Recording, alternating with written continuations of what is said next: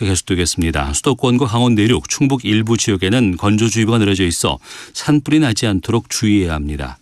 오늘 낮 최고 기온은 서울이 16도 등 전국이 13도에서 19도로 어제보다 1도에서 3도 정도 높겠습니다. 내륙 쪽에선 일교차가 15도 이상 벌어지는 곳이 있겠습니다. KBS 라디오 11시 뉴스를 마칩니다. 아나운서 오태훈이었습니다. KBS.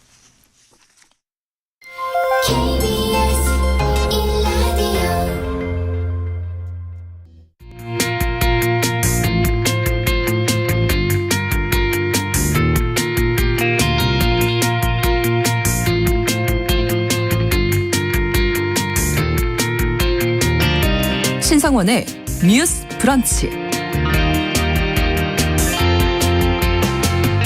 안녕하십니까. 뉴스 브런치 진행을 맡은 아나운서 신성원입니다. 어제 통계청이 발간한 통계플러스에 따르면 출산율이 높은 지역에서도 인구 규모는 줄어들 수 있다는 분석이 나왔습니다. 합계 출산율이 높아도 사망자 수가 많아서 인구가 증가하지 못한다는 건데요. 그만큼 고령화 사회가 됐다는 거겠죠. 어제에 이어 오늘 뉴스픽에서도 저출생에 대해서 깊이 있게 고민해보는 시간 가져보겠습니다.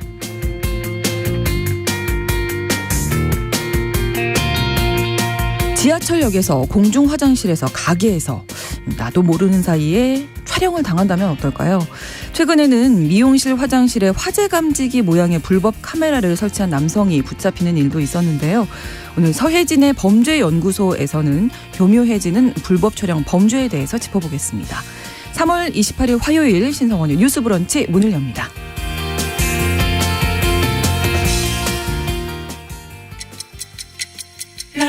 듣고 공감하고 진단합니다.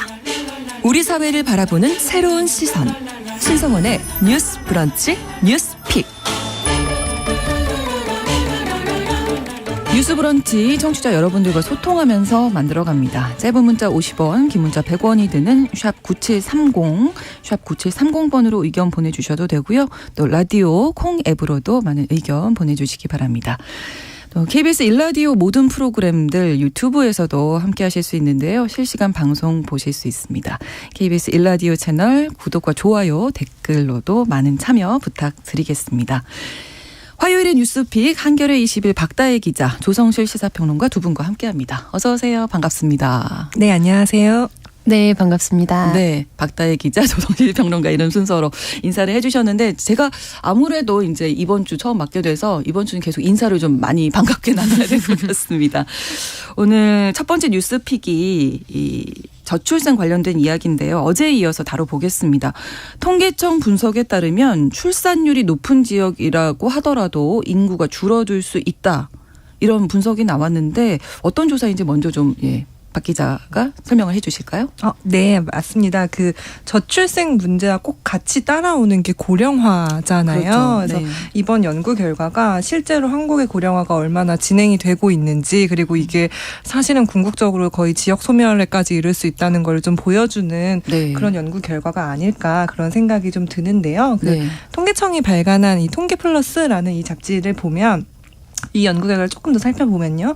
이제 2000년에서 2020년까지 그 시군구 단위로 합계 출산율을 분석을 했을 때 네. 상위 20% 이내인 지역을 좀 봤더니 이 지역 가운데 36곳은 그 출산율이 높은 편인데도 인구 규모가 계속 줄어든 어떤 이런 결과가 나왔어요. 그럼 이게 왜 그런가 이거를 살펴보면 사실 노인 인구의 사망자 비중이 커서 인구 규모가 계속 줄어들고 있다라는 이런 지점을 발간을 했고요. 네. 이 지역이 어디냐 이렇게 봤더니 이게 2015년 기준의 출산율이긴 한데요. 보통 이제 이 지역 도시가 상위 5개 도시가 해남군, 장성군, 완도군, 강진군, 그리고 보성군 이렇게 되거든요. 그럼 이제 아시겠지만 대부분 사실 수도권에서 굉장히 멀리 떨어져 있는 그러네요. 지역이고 안에서 내부적으로 어떤 일자리를 갖기가 쉽지 않은 1차 산업은 있긴 하지만 이제 그런 지역이라서 이곳은 이제 전반적으로 이제 노인이 고령화되고 젊은 층이 유입되지 않으면서 그렇죠. 이제 인구가 줄어들고 있다라는 지점을 조금 알 수 있었고요. 하나 조금 더 들어갈 거는 사실 이 지역이 왜 근데 출산율이 높게 나왔을까? 이걸 사실 저희가 출산율이 높다 그러면은 거기서 이제 아이들이 많이 태어났구나라고 생각할 수 있는데 이제 이 연구 결과에서 저희가 지적하는 거는 이 분모를 봐야 된다. 왜냐하면 사실 그 지역은 원래 다른 지역보다 가임기 여성 수가 적을 수밖에 없는 지역이기 때문에 아이의 수는 예를 들어 서울에서 한 명 태어나고 해남군에서 한 명이 태어나도 서울은 가임기 여성 수가 훨씬 많잖아요. 그렇죠. 그러다 보니까 이 출산율이 높아 보이지만 그 실상을 들여다보면은 사실 출산율만으로는 뭔가 이 지역에 뭔가 그런 우리가 저출생 문제를 타개할 수 있는 희망이 있다라고 단언하기는 어려운 그러네요. 이 합계 출산율이라는 이 지표의 좀 허점을 좀 살펴봤다. 이런 점에서 연구가 좀 의의가 있는 것 같습니다. 그러니까 이 합계 출산율이라는 게 가임기 여성 한 명이 네. 평생 낳을 것으로 것으로 기대되는 기대되는, 네. 아이의 수를 이야기하는 맞습니다. 거잖아요. 네. 그러다 보니까 이제 가임기 여성 비율도 중요한 문제다. 그렇죠. 네, 저희가 네. 그동안 아까 아이가 몇 명 태어날 것이냐 이런 분자에 조금 집중을 그러니까요. 했다면 아이에 대해서만 그쵸. 아이만 생각했는데. 생각했다면 실질적으로 그러네요. 그 지역에 존재하는 가임기 여성 수에 따라서 이 수치가 달라지는 거잖아요. 그래서 예를 그- 들면 뭐 가임기 여성 연령 비율이 또 높아지면 또 이게 맞습니다. 아무래도 사실 낳기가 줄어들겠네요. 또 어려워지는 그렇죠. 지점이 있으니까요. 네. 그래서 그런 점을 좀 세심하게 봐야 된다 이런 연구 결과였습니다. 네, 이 조사 결과에 대한 의미를 또 조성실 시사평론가께서 짚어주실까요? 네. 우리가 2017년이었던가요? 전국 가임기 여성 지도라는 것이 좀 논란이 되면서 네. 전국의 가임 여성의 인구가 어떻게 분포되어 있는지를 그런 게 있었어요? 지도로 만들어서 굉장한 사회적 논란이죠. 논란을 일으켰었고요. 네. 네, 그리고 덧붙여서 뭐 저출생 관련된 지역별 정책으로 뭐 지역 내에서 소개팅을 주최한다든지 이런 지역별 정책들이 나와서 굉장히 지금도 이제 실소가 쏟아지잖아요. 그래서 논란이 많이 됐습니다. 뭐 어떻게 얘기를 네. 해야 될지 모르겠네요. 그래서 제가 기억할 때는 이제 그 시점을 기준으로 해서 우리 사회에서 그동안 저출산이라는 단어가 굉장히 많이 맞아요. 통용이 네. 됐었는데 네. 이제 사회적으로도 저출산은 결국에 여성이 아이를 낳지 않아서 인구가 줄어들고 있기 때문에 여성을 탓하는 네, 네. 관점을 내포하고 있다. 그렇기 때문에 저출생이나 혹은 저인구화라는 단어로 대체해서 사용해야 된다라는 어떤 무브먼트라고 해야 되나요? 네, 네, 그런 네. 것들이 많이 생겼었습니다. 그래서 저도 저인구화라는 용어를 이제 주로 쓰는데 근데 이제 학술적으로 보자면 엄밀히 의미는 조금 다르긴 달라요. 그러니까 앞서서 기자님께서 상세하게 설명해 주셨는데 출산율은 결국에 15세부터 49세까지를 가임기 여성으로 잡거든요. 네. 그러니까 그 여성들이 생애에 걸쳐서 낳을 것으로 기대되는 인구인 거고 네. 출생률은 그야말로 태어난 아이들의 수를 말하는 거고요. 네, 비율을 말하는 거고 종합적으로 태어나는 것보다 사망하는 사람의 숫자가 더 많아지면 인구 총량은 줄어들 거 아니에요. 네. 그거는 인구 증가율 정도로 볼 수 있겠습니다. 그래서 그 인구 정점 시기를 보통 데드 크로스라고 불러왔는데 네. 이제 이번 통계는 저는 이 용어가 단순히 뭐 정치적 올바름이라고 주로 하죠. 그런 관점 때문에 용어를 바꿔야 된다라고 이렇게 거기에 주안점을 둔 논란만은 아니었다. 그러니까 결국 출산율을 높여도 그러니까 출생률이 전체적으로 늘지 않고 네. 무엇보다 이제 이거는 인구의 유입도 굉장히 영향을 미치는 거거든요. 인구 증가율은요. 왜냐하면 네, 네. 해남 같은 경우에 이제 셋째 아이 낳았을 때 가장 전국에서 이제 뭐 비용을 많이 지원을 현금 지원을 많이 그렇군요. 하는 데 중에 하나로 손꼽혔고 네, 네. 정착률이나 이런 것들 관련된 어떻게 보면 긍정적인 기사들도 좀 쏟아졌던 지역으로 저는 기억을 하는데 굉장히 역설적인 거죠. 그렇네요. 네. 예. 그래서 그럼에도 불구하고 인구는 늘지 않고 사망자가 훨씬 더 많기 오히려? 때문에 인구가 급감하고 있는 소멸 거의 뭐 순위 안에 꼽히는 지역으로 이제 불리우거든요. 그래서 네네. 우리가 이것이 단순히 용어의 문제가 아니다. 결국에 정확한 진단으로부터 해결이 나오는데 해결이 나오려면은 그 진단이 태어나는 아이 수나 가임기 여성의 임신 양을 늘리자는 데 있지 않고 행복하게 어떻게 공존할 수 있도록 만드는가라는 철학적 방향 자체를 완전히 전복하는 데 있다. 네, 그래서 지난 정권에서 이제 저출산 고령사회위원회가 패러다임 전환을 했던 게 좀 주목을 받았었습니다. 그러니까 그 전에는 수치를 목표치로 많이 내세웠는데 이제 지난 정권에서 이제 발표했던 것 중에 하나는 결국에 아이를 낳는 양육자와 태어난 아이 모두가 행복해지는 데에 질적인 목표를 두고 우리 네. 정책을 바꾸겠다라고 이제 표명을 했었거든요.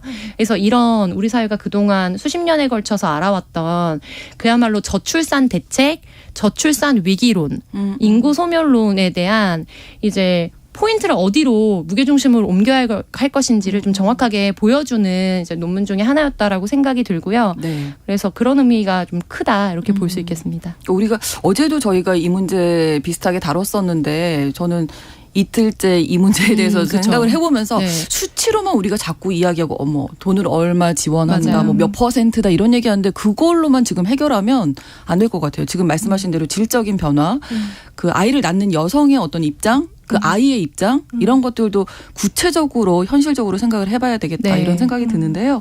청취자 최종욱님 인구 문제 정말 이제 대한민국이 진짜 위기입니다. 이런 말씀 남겨주셨고요. 3982번으로는 결국 소득이 끊기는 노령 연령이 높아졌다는 얘기이기도 하네요. 네. 4222번으로 어제도 참여해 주신 걸로 기억하는데 저출생 원인을 찾아야지 임시방패로 돈을 줄 테니 낳으라고 하니까 점점 떨어지는 거 아닐까요? 뭐 이 부분도 많이 좀 공감하실 것 같고요.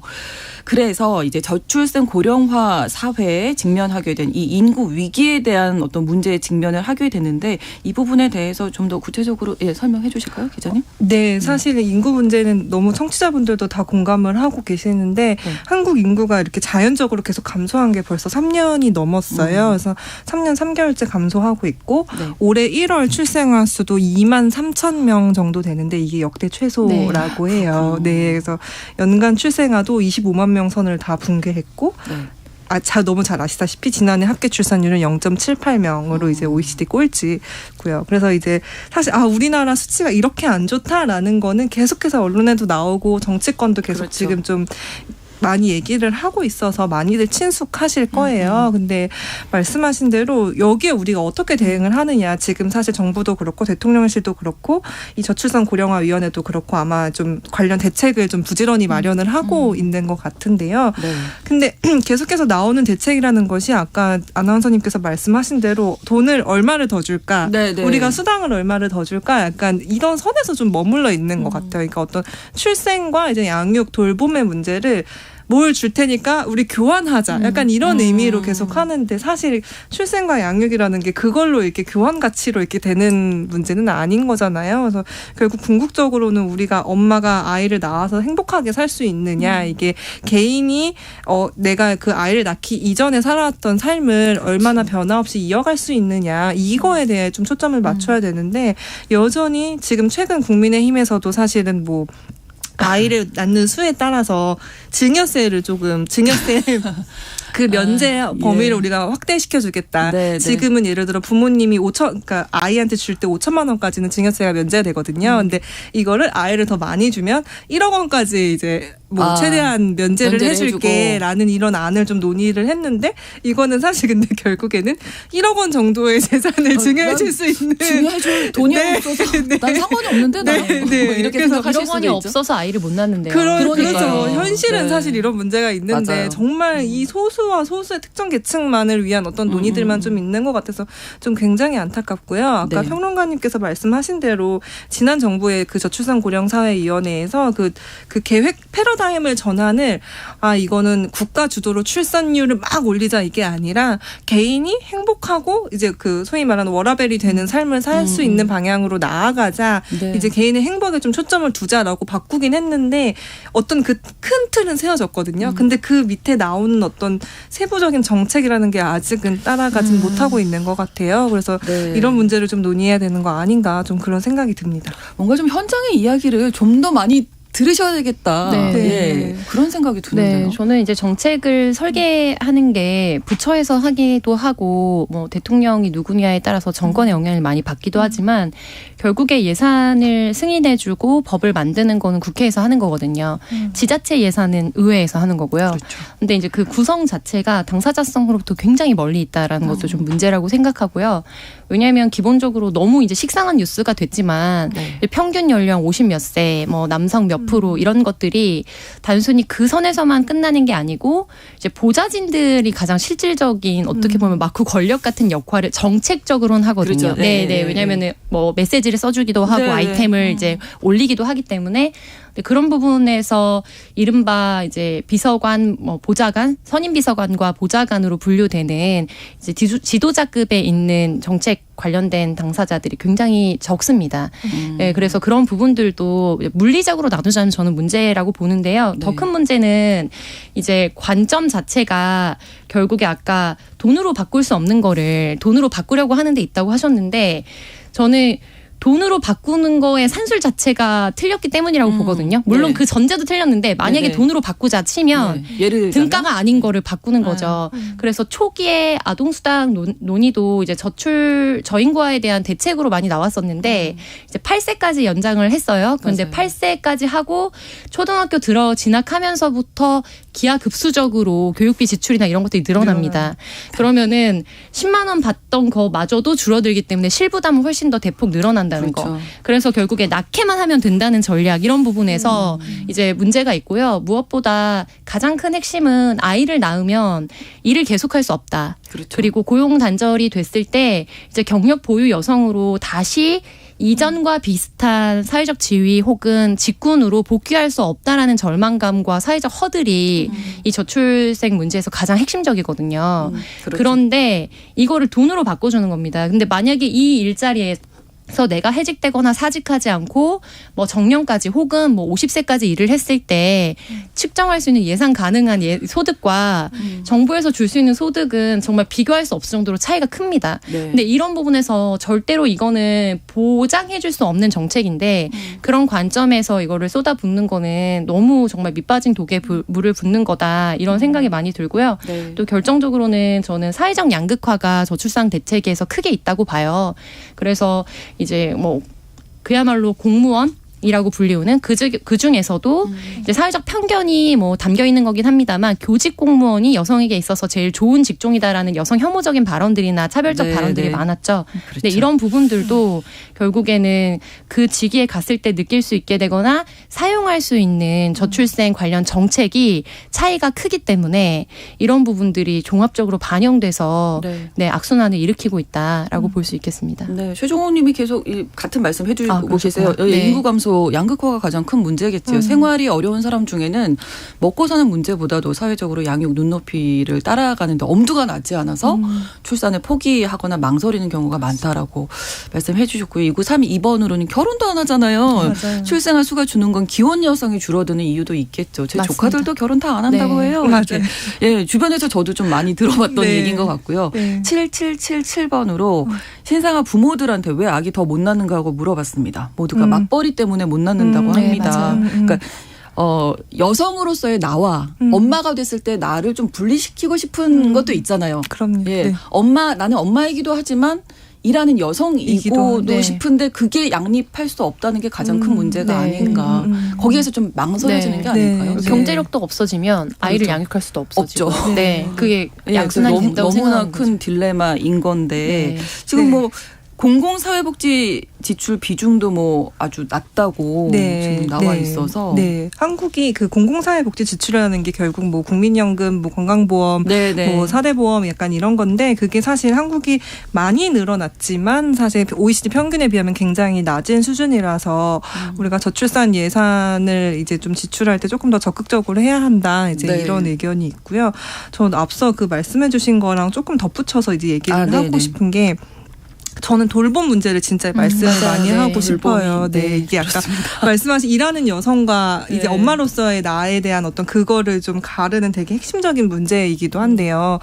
그 사회적으로 돌봄이라는 것 자체가 굉장히 저평가돼 있잖아요. 근데 저는 사실 되게 중요한 거는 한 사회에서 모든 개인이 여성이건 남성이건 우리는 누군가를 돌보고 또 돌봄을 받는 사람이라는 것 이게 약간 기본형이 돼야 된다고 생각을 해요. 그게 돌봄이 내 가족이나 아이 뭐 부모님일 수도 있고 뭐 반려견 뭐 반려묘일 수도 있는데 그러니까 이게 내가 누군가를 돌보는 사람이라는 게 기본형이 돼야 회사에서도 내가 뭐 아이가 뭐 아프거나 뭐 어떤 가족이 어떤 긴급한 일이 생겼을 때 어떤 그거를 조정하거나 일찍 나가거나 하는 거를 이해받을 수 있는 거잖아요. 근데 이제 한국에서는 여전히 이제 그게 너무나 눈치 보이는 거죠. 지난번에도 그랬는데 이번에 또 얘기하네. 이런 분위기가 너만의 기운이야 여전히 너무 심하고 그게 이게 또 너무 슬픈 게 안타까운 게 저도 이제 맞벌이 하시는 부부들 인터뷰를 좀 해본 적이 있는데 이게 좀 악순환이 뭐냐면은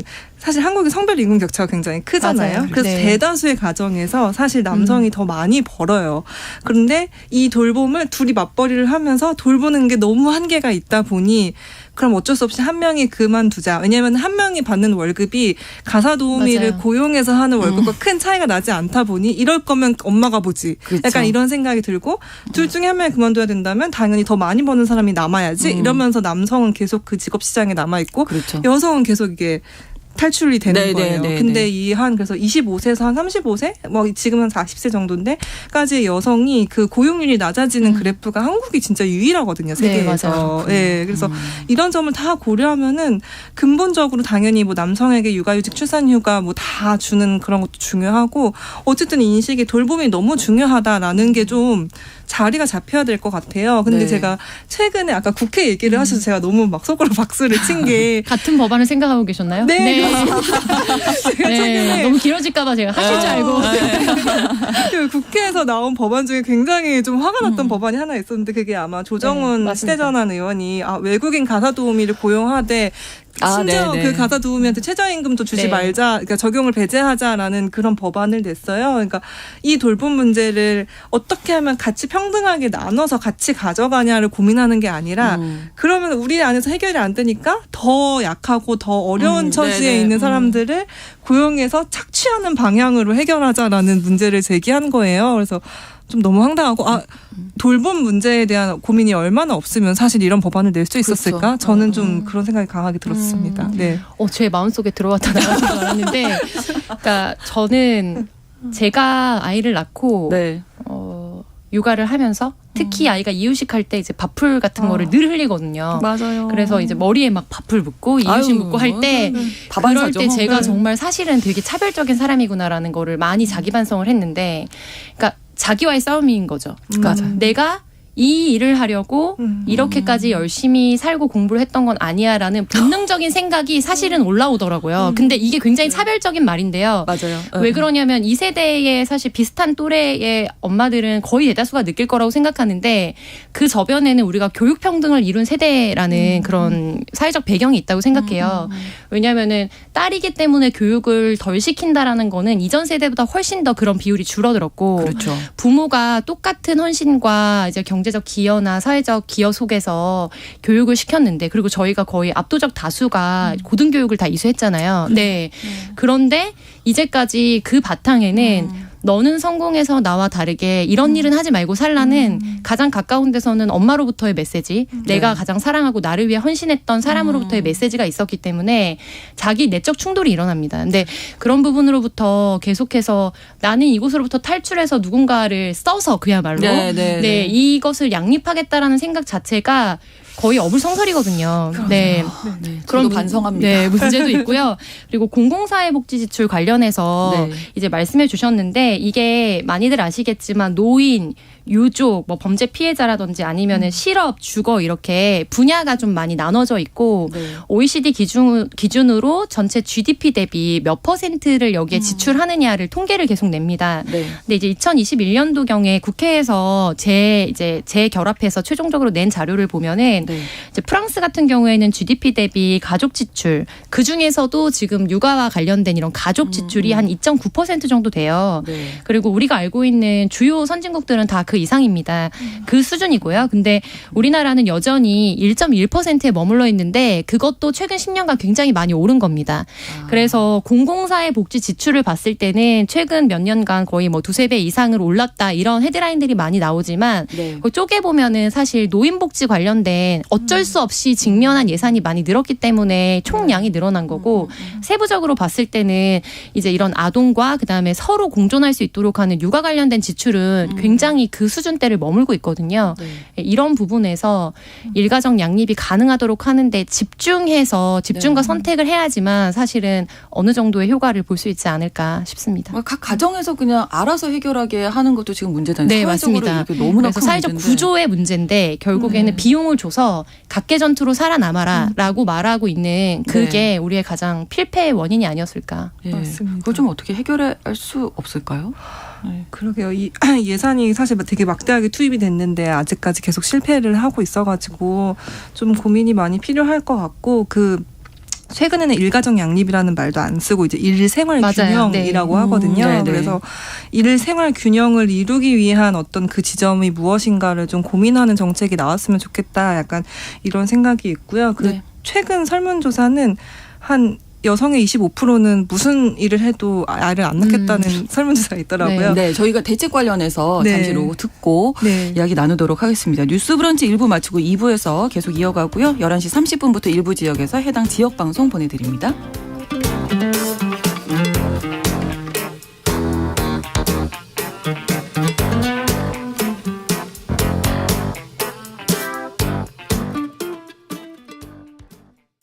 지금 시각은 11시 30분입니다. KBS 여러분은 지금 KBS 1라디오 신성원의 뉴스 브런치를 함께하고 계십니다. 네, 뉴스픽 오늘 첫 번째 아이템 저출생 문제. 여자 셋이 모이니까 이렇게 이야기 나눌 게 많고요. 저희가 지금 공감대가. 너무 신나서 너무 열이 올라서 잠깐 시켰습니다. 네. 이제 대책에 대한 대책 부분을 좀 생각을 해봐야 할 텐데 네. 뭐 저희 이외에도 많은 분들이 좀 생각해 주셨으면 좋겠다는 바람이 있으면서 네. 두 분 이야기 좀 들어보겠습니다. 예산 같은 경우에 어떻게 좀 늘려야 한다 이런 부분이 좀 필요하다 네. 이런 것도 좀 제안을 해주시면 좋겠어요. 그 예산을 보면은 실질적으로 그러니까 아동 양육 돌봄에 쓰이는 예산보다는 뭐 예를 들어 어떤 학교 시설 노후화된 네, 시설을 네, 좀 개선한다거나 아니면 군대를 좀 왜냐하면 입대자 수가 계속 줄고 있으니까요. 그래서 네, 군대 네. 뭐 무기를 좀 첨단화하는 데 쓰는 어떤 비용에도 다 이 명목만 갖다 붙이는 거죠. 이라는 네. 거를 갖다 붙였더라고요. 그게 저는 추측컨대 정부가 어떤 우리가 이렇게 저출생 관련 대책을 많이 하고 있고 예산을 투입하고 있어요라고 계속 보여주고 성과를 내야 되니까 어떻게 좀 붙인 거 아닌가라는 생각이 드는데 그런 걸 좀 걷어내야죠. 걷어내고 그렇죠. 실질적으로 뭐가 그렇죠. 필요한가를 고민을 해야 되고 아까 잠깐 말씀드렸지만 왜 지금 여성의 4분의 1은 죽어도 너희들이 뭔 일을 해도 우리는 아이를 낳지 않을 것이냐라고 말하는가. 왜 그들은 그렇게 말하는가. 그들한테 좀 얘기를 좀 들어봤으면 좋겠어요. 저도 막 저출생 관련 기사를 보면 답답한 게 되게 이제 좋은 대학교에 좋은 중년 남성 교수님들이 나와서 막 어떤 주거가 문제고 뭐가 문제고 이렇게 말씀을 하시는데 사실 와닿진 않거든요. 그보다 전 더 궁금한 거는 왜 지금 젊은 여성들이 나는 결혼도 안 할 거고 네, 네. 결혼을 안 하니 출산은 더더욱 관심이 없고 이거는 내 삶에 더 이상 우선순위가 아닌 거예요. 그럼 그들한테 가서 왜 그렇게 생각해? 너희는 왜 그렇니? 뭐가 문제니? 이런 거를 좀 물어보고 들었으면 좋겠다. 네, 네. 그런 생각이 듭니다. 네. 하실 말씀 많으실 텐데요. 네. 네. 조성래 평론가님. 저는 결국에 저출산 예산이라고 불리는 게 예. 가장 어떻게 보면 만만한 예산? 왜냐하면 소진을 해야 다음에 또 오거든요. 그렇죠. 네, 그래서 명목을 갖다 붙이기에 가장 손쉬운 예산이라서 뭐 정말 맞지 않게 함부로 쓰고 있다 이런 지적을 하고 싶고 네. 고통은 눈에 보이지만 행복은 눈에 보이지 않는 게 저 인과의 가장 결정적인 것 같아요. 그러니까 아이를 낳고 나서 이제 아이가 저에게 열어준 세상은 한 번도 맛보지 못했던 세상이거든요. 네. 그래서 아이를 낳지 않기로 혹은 낳기 어려운 상황에 계신 분들의 선택권은 저는 완전히 존중돼야 된다고 생각하는데 그렇죠. 문제는 낳고 싶지만 낳을 수 없을 것 같다라고 좌절하고 있는 사람들에게 있어서 실질적으로 어떤 도움이 필요한가 네. 거기에 예산이 집중돼야 되고 그거는 결국에 부모에게 무엇을 물려받았는가 혹은 내가 사회적으로 얼마나 열악한 지위에 있느냐와 상관없이 최소한의 인간적인 삶을 보장받을 수 있다라는 사회적 장치와 어떤 최저선이 마련되면 기본적으로 사람은 그런 욕구가 있는 분들은 또 결과적으로 아이를 갖게 되거든요. 그럼요. 네, 그럼요. 그래서 네, 네. 그런 초점의 변화가 가장 이 문제에 있어서 핵심이 아닌가 싶습니다. 네, 말씀해 주셨던 대로 질적인 변화가 필요하다. 양적인 네. 숫자로 이야기하는 것 말고 이렇게 정리를 좀 해보도록 하겠습니다. 오늘 첫 번째 뉴스픽은 저출생 관련 예산 관련 문제를 짚어봤고요. 자, 두 번째 뉴스픽 주제인데 안마 시술소로 간판을 달고 성매매를 해온 업자가 붙잡혔죠. 네, 그렇습니다. 그 경기 의정부시에서 있었던 일이고요. 아마 네. 한 분이 이제 대형 안마 시술소를 운영을 하면서 근데 이제 성매매 알선을 계속해왔고 네. 그래서 경찰이 이제 업주와 종업원 한 7명을 검거를 했고요. 그다음에 그 업주 한 명은 이제 구속이 됐습니다. 그러면 이들이 어떻게 이걸 운영을 해왔나 보니까 네. 일단 성매매 사이트에 광고를 게재해서 그 성매수자라고 하죠. 네네. 성매수자를 모집을 했고 1인당 한 14만 원에서 18만 원 정도를 주고 이제 뭐 성매매를 알선을 했다고 해요. 네. 그리고 사실 이제 안마시술소가 지금 현행 법상으로는 시각장애인 분들만 그렇죠. 사실 할 수 있거든요. 네, 그래서 네. 시각장애인 안마사를 소위 말해서 명의를 빌려주는 이른바 바지 사장이라고 아. 하는 네 그런 식으로 이제 고용을 해서 그 수익금의 일부만 이제 좀 떼주고 아. 계속 그렇게 운영을 해왔던 거예요. 네, 그래서 네. 이제 뭐 경찰이 거의 뭐 10개월 동안 추적 수사를 했다고 하고요. 네. 그리고 이제 아마 그 범죄 수익금이 12억 원 상당이라고 하는데 이거를 이제 아마 기소하기 전에 몰수하는 방식을 통해서 좀 그거를 신청을 할 예정이라고 하고요. 네. 그래서 뭐 이렇게 뭐 이런 마사지 업소, 성매매 업소, 근데 사실 한국에 성매매 업소가 워낙 많아가지고 이런 걸 좀 단속을 좀 지속적으로 할 예정이라고 합니다. 그 동안에도 이 안마 시술소를 가정한 성매매 업소들이 있었던 거죠. 네, 맞습니다. 그 안마사 같은 경우에는 기본적으로 우리 관련 의료법과 그리고 보건복지부 관련 령에 근거해서 네. 시각장애를 가지신 분들만 가질 수 있는 자격이고요. 네. 그리고 2003년도, 2011년도, 2019년도에 계속 연달아서 시각장애인 안마사 사건이라고 불리우면서 네. 결국에 이것이 일반인들의 직업 선택의 자유를 침해하는 것이 아니냐라는 위헌 소송들이 계속 있어 왔고 아직까지 대법원은 이제 이 부분은 우리 그 시각장애인들이 부딪히고 있는 현실적인 것들을 고려했을 때 이제 제한을 하는 것이 맞다라고 유지를 하고 있는 입장이거든요. 네. 그런데 문제는 단속을 해야지만 처벌을 받는다는 데 있고요. 이거는 성매매 업소도 그렇고 최근에 변종 룸 업소 같은 네. 경우에 그런 논란이 있었잖아요. 그래서 알고리즘은 같습니다. 네, 네. 결국에는 근데 이게 지자체에서 사실은 허가와 이제 단속을 하도록 하고 있는데 지역별 유착 관계나 이런 것들도 사실상의 저변 아래에 많이 있고 그러니까 단속을 하지 않으면 걸리지 않는 거죠. 그래서 이런 부분에 있어서는 법 제도적인 어떤 개선도 물론 중요하지만 네. 전국적으로 이런 문제가 이번에 이제 최근 문제가 돼서 원래 논란이 됐었지만 최근 큰 사건이 나면서 또 뉴스가 된 거거든요. 네. 그래서 전국적으로 일제히 단속을 한다든지 그리고 무엇보다 이런 곳을 찾지 않는 게 가장 중요합니다. 근데 제가 충격받은 게 방송하기 전에 한 번 더 정확한 사실을 확인하려고 이제 검색창에 안마소, 안마시술소 이렇게 조금 다르거든요. 차이점이라는 검색어를 넣습니다. 규모에 사실 차이가 있는 걸로 알고 있었는데 근데 안마소는 이제 단순히 어떻게 규모가 작기 때문에 시각장애인 분들이 주로 운영하시는 경우가 많고요. 문제가 되는 데는 이제 안마 시술소가 편법적으로 방을 막 만들어가지고 이게 그런 성매매를 하는데 충격적인 거는 검색창에서 네. 아동 청소년에게 유해한 정보가 있어 성인 인증이 필요하다라는 게 나오는 거예요. 안마소와 시술소. 안마 시술소 차이점이라는 검색어를 넣었을 뿐인데 그리고 유튜브에도 이거 관련된 거 보면 관련돼서 방문했던 업소의 전화번호가 남았을 텐데 성매매 단속 들어가게 되면 저 처벌받나요? 라는 것을 다뤄주는 형사법 전문 변호사들의 그런 게 굉장히 많더라고요.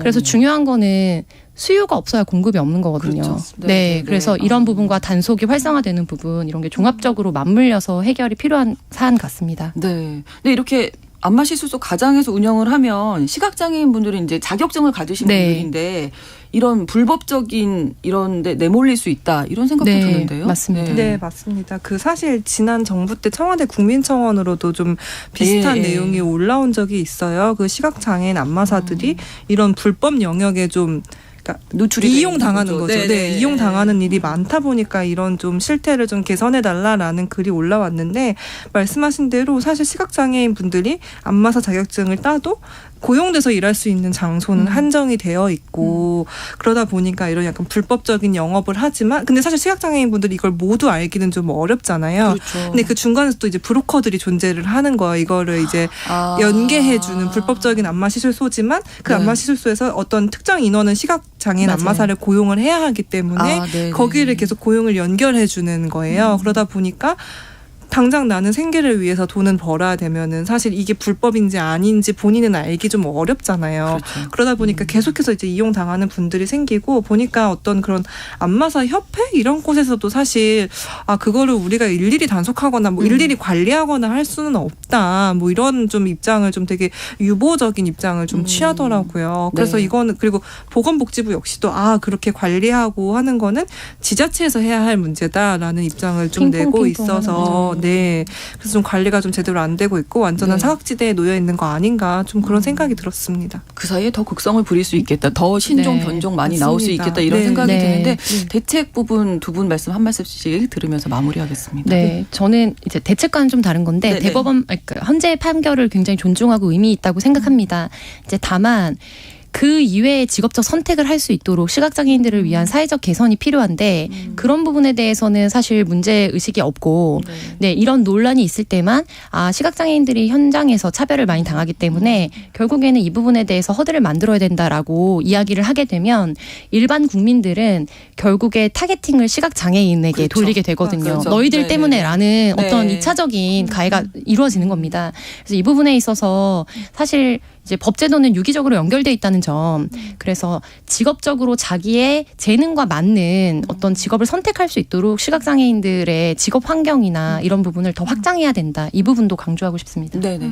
저도 뭐 짧게 마무리를 하면 사실 이런 성매매가 계속 나오는 것이 아까 말씀하신 대로 수요가 있기 때문이기도 하지만 사실 돈이 되기 맞아요. 때문이거든요. 네, 그래서 사실 이번에 수사를 할 때 좀 중요한 것 중에 하나는 이 범죄 수익금을 맞아요. 기소되기 전에 몰수하고 추징하는 신청을 했어요. 이게 굉장히 중요한 게 사실은 이 사람들은 어차피 돈을 벌 수 있다면은 뭐 감방에 뭐 맞아. 몇 개월 들어갔다 나와도 그게 큰 문제는 아니거든요. 네. 그래서 그러니까 이 범죄 수익금을 깨끗이 은닉할 수 이제 없도록. 은닉할 수 없도록 그러니까 굉장히 빠른 시일 내에 이거 신청을 해서 그거를 좀 다 몰수하는 그 방안이 좀 굉장히 중요하고 실제로 뭐 경기 남부청 같은 데에서도 뭐 수원의 성매매 지역 그런 거 단속을 하는데 이 방법이 굉장히 효과가 있었던 맞아요. 걸로 알고 네. 있어요. 네, 그래서 네.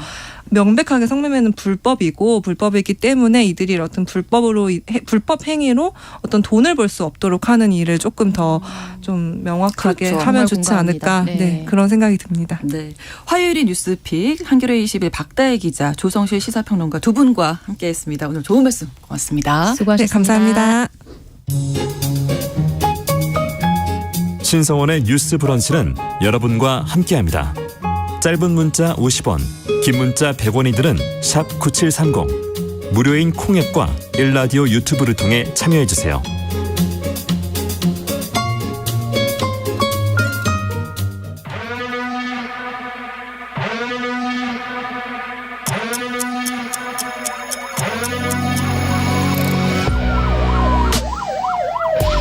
범죄를 통해 우리 사회의 이면을 살펴본다. 뉴스 브런치 서혜진의 범죄연구소. 네. 11시 42분 향하고 있고요. 서혜진의 범죄연구소 시작하겠습니다. 어서 오십시오. 반갑습니다. 네, 안녕하세요. 네. 반갑습니다. 자, 오늘 선택한 범죄 어떤 건지 궁금합니다. 오늘은 디지털 성범죄 중에서요. 네. 가장 많은 이제 비중을 차지하고 있는 범죄가 불법 촬영이에요. 누군가를 이제 맞아요. 몰래 찍고 불법적으로 촬영하는 범죄인데 뉴스에 진짜 많이 나오더라고요. 네, 최근에도 사실 많이 나오고 네. 있고요. 결코 줄고 있지 않는 범죄 유형 중에 하나거든요. 네.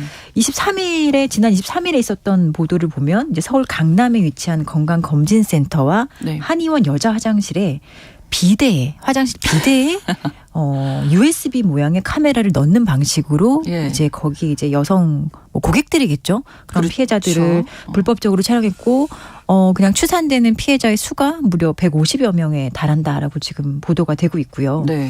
또 21일에 있었던 보도에는 미용실 화장실에 있었던 그 화재 감지기가 네네. 알고 보니 화재 감지기가 아니라 카메라였던 거예요. 네, 또 이런 식으로 불법 촬영을 했었고 이게 뭐 범인은 미용실 주인의 남편이었다라고 이제 보도가 되었습니다. 참 황당하죠. 화장실에 황당한데요, 이게. 편하게 갈 수 없는 상황이에요. 네. 그리고 또 마찬가지로 21일에 있었던 보도인데 이건 모텔에 있는 인터넷 공유기가 인터넷 공유기가 아니라 알고 보니 카메라였던 거고요. 그 한 남성이 이제 지난 1월부터 2월까지 뭐 각지의 숙박업소, 전국의 숙박업소 10곳에 그 객실 안에 카메라를 14대를 설치해서 네. 한 100여 명 정도의 이제 신체를 불법적으로 촬영한 혐의로 현재 이 사건이 이제 이 가해자가 구속돼서 재판을 받고 있는 중입니다. 저는 이 사람들의 심리는 뭐예요? 글쎄요, 왜 그럴까요? 저도 항상 이 사건 많이 보는데 도대체 너무 이해가 안 가고 왜 이렇게 어렵잖아요. 예, 그리고 수고스러운 일이거든요. 사실. 예, 맞아요. 이런 걸 왜 이렇게 열심히 하는지 그 에너지를 참 다른 데 쓰면 얼마나 좋을까 그런 생각을 항상 합니다. 이게 기술도 점점 교묘해지고 예. 맞아요. 예전에부터 사실 초소형이라는 작은 카메라는 네. 항상 있어 왔는데 이제는 이제 초소형에서 벗어나서 외부에서 봤을 때 이게 카메라가 맞아? 라고 싶을 정도의 이런 그 좀 이상한 유형의 카메라들이 많이 나오고 있는 거예요. 교묘한 카메라들이 많이 나오고 있는데 뭐 안경 카메라 이거는 너무 일반적이고요. 벨트에 카메라가 부착된 것도 있고 모자, 뭐 펜 그리고 저번 뭐 생수 이런 데도 카메라가 부착되어 있는 것도 있고 차키 모양의 카메라. 그러니까 일상생활에서 우리가 흔히 사용할 수 있는 그런 물품이 알고 보면 카메라인 경우가 지금은 너무 많은 거예요. 이런 데 쓰라고 기술을 발전시킨 건 아니었는데 네. 그러니까 범죄에 이제 활용되고 있다는 게 사실 좀 주의해서 지금 봐야 되는 상황에 이르렀다라고 보여집니다. 사실 뭐 10년 전에만 제가 뭐 기억나는 사건 중에 하나가 지하철 역사에서 되게 조악한 모양의 이제 안경 카메라를 쓰고 여성들을 따라다니면서 신체를 이제 불법적으로 촬영한 사건이 하나 있었는데 사실 그건 카메라가 너무나 누가 봐도 이상하게 생겨서 의심할 만했었거든요. 10년 전이니까. 예, 10년 전이니까. 그런데 이제는 사실은 그냥 그것도 알 수가 없는 거죠. 지금. 안경도 너무 그냥 일반적으로 사용하는 안경이랑 별 차이도 없고. 그렇다고 사람들 보고 안경 그럼요. 쓰지 말고 다니라고 그럴 수도 없는 거고. 그래서 이게 참 카메라가 있는지 확인도 사실 어렵고 또 내가 촬영을 당했는가 피해를 입었는가 그걸 인지하지 못한다는 게 가장 이제 큰 문제점이자 이 불법 촬영의 특성이 아닐까 생각이 듭니다. 네. 불법 촬영 처음 세상에 알려졌던 사건은 언제였었죠? 우리나라에서는 97년도 7월에 처음으로 큰 사건이 하나 일어나게 되는데요. 지금은 이제 사라진 백화점이에요. 신촌에 유명한 이제 G 백화점이라고 있었어요. 이 백화점의 여자 화장실 변기 위 천장에 10군데의 구멍이 뚫어서 3mm의 이제 초소형 카메라가 막 설치되어 있었던 사건이고 이게 발견이 됐던 거예요. 근데 알고 보니 이 카메라는 그 실시간으로 여성 화장실 내부를 찍어서 그 영상물이 지하에 있는 이 백화점의 방제실 모니터로 그대로 이제 송출이 되고 있었던 거예요. 근데 왜 설치를 했을까 사실 궁금하잖아요. 근데 당시 이제 백화점의 그 해명은 화장실도 너무 막히는 사고가 많이 일어나고 또 직원들이 좀 화장실에서 좀 부적절한 행동을 하는 것 같다. 흡연하기도 하고 이런 직원들의 좀 근무 태도, 그런 태도를 파악하고 또 도난 사건이 최근에 많이 일어났는데 이런 거를 좀 방지 아니면 적발하기 위해서 카메라를 설치했다라고 말을 했지만 사실은 좀 말도 안 되는 이유였죠. 그렇죠. 그래서 당시에 사람들이 이건 너무나 명확한 사생활 침해다. 그리고 반인권적 행위다 이런 비판을 하면서 시민단체들이 엄청나게 규탄 시위를 했어요. 그리고 경찰 수사도 진행이 됐었고 그래서 이 백화점은 당시에 이 사건이 알려지고 사과문도 내고 한 사흘 정도 영업을 중단하기도 했었습니다. 그렇군요. 0798번 쓰시는 분께서 이런 범죄자들 양형이 어떻게 되는지 궁금했는데 이 사건 같은 경우에는 처벌이 됐습니까? 이 사건은 이렇게 엄청난 사건이었음에도 불구하고 사실 연루된 사람 그 누구도 처벌되지 않았습니다. 아, 그래요? 이 사건이 발생했을 당시가 이제 97년 7월이었는데요. 이 당시에는 우리나라 그 법률 어디에도 이런 식으로 불법 촬영하는 그 행위를 처벌하는 규정 자체가 없었거든요. 그렇군요. 뭔가 아무리 파렴치하고 비도덕적이고 사회적으로 비난받을 만한 행위라도 그 당시에 어떤 그 사회가 처벌할 수 있는 법규가 없다면 처벌할 수 없는 것이 사실 죄형법정주의라는 이게 당연한 원칙인데요. 결국 이렇게 카메라 설치하고 고객들을 불법 촬영한 이 사람들은 결국에 단 한 명도 형사처벌되지 못하였던 사건으로 기록이 됐죠. 그렇군요. 그럼 지금은 어떻게 처벌이? 지금은 7년 이하의 징역 또는 이제 5천만 원 이하의 벌금으로 처벌이 되고 있는데요.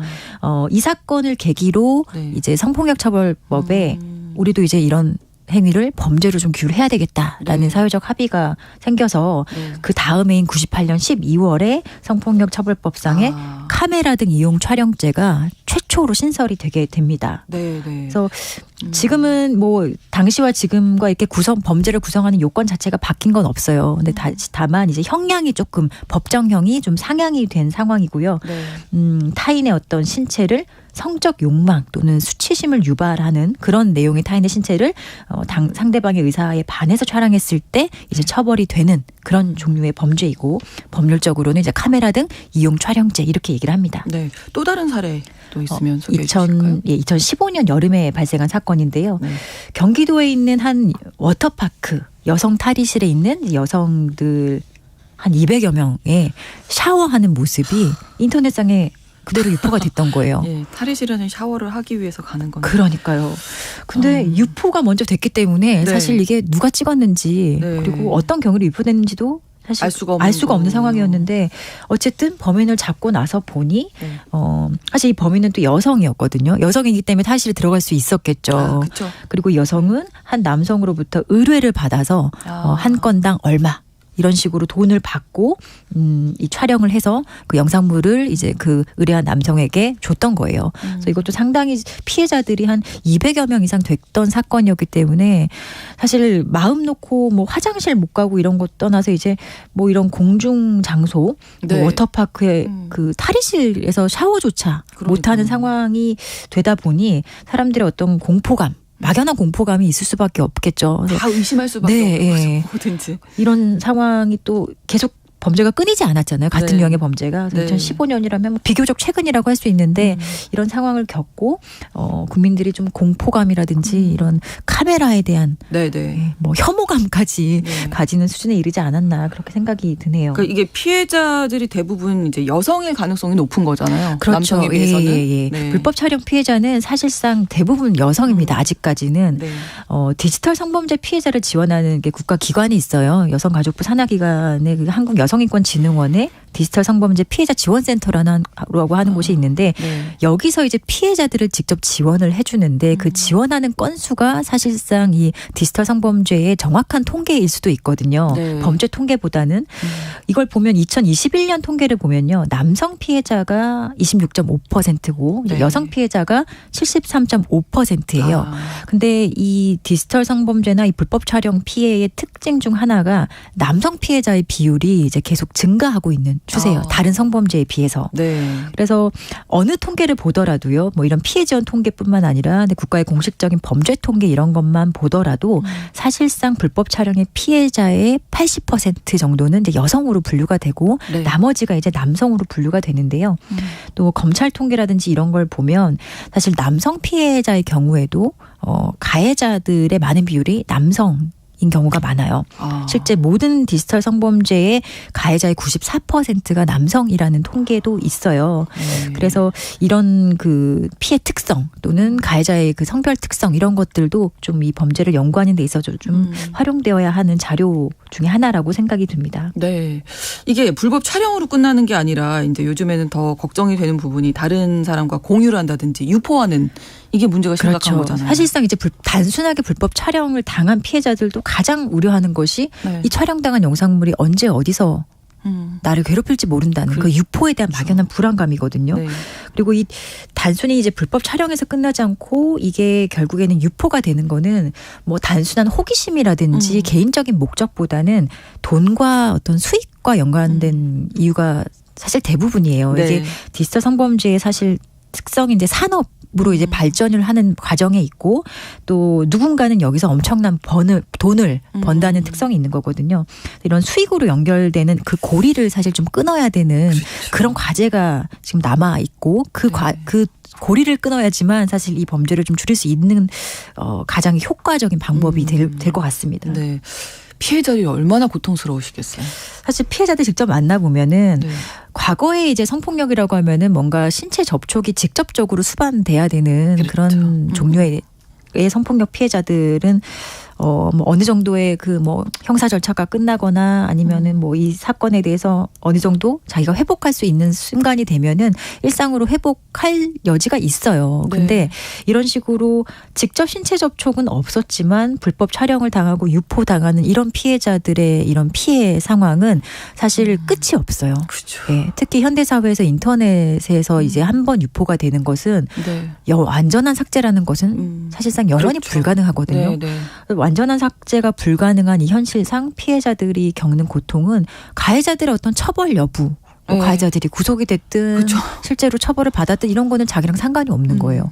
가해자의 처벌 여부와 무관하게 언제 어디서 그 영상물이 나를 다시 찾아와서 괴롭힐지 모르는 그 막연한 불안감을 사실상 평생을 안고 살아가야 되고, 또 보면 죽고 나서도 고통받는 경우도 여전히 있는 거예요. 그래서 이게 신체 접촉 없었고 실제로 뭐 그 정도 피해가 뭐 다친 것도 없는데 뭐 별로 괜찮지 않아라고 생각하는 그 방식 자체가 사실 이 디지털 성범죄나 불법 촬영 피해자들의 그 상황을 좀 이해하지 못하는 가장 좀 대표적인 편견이라고 할 수 있습니다.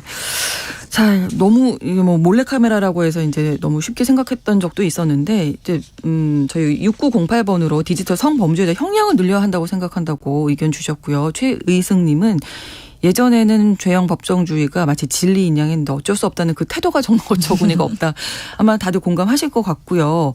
날로 이 불법 촬영이 교묘해진다는 게 더 문제인 것 같은데 법적으로 어떤 안전망이 필요할지. 일단 뭐 가해자에 대한 제대로 된 처벌이 가장 그 피해자 회복의 시작입니다. 그래서 좀 전반적으로 형량이 낮았던 측면이 있는데 좀 적절한 형량 이런 것들도 법원이 조금 더 고민을 해야 되겠고요.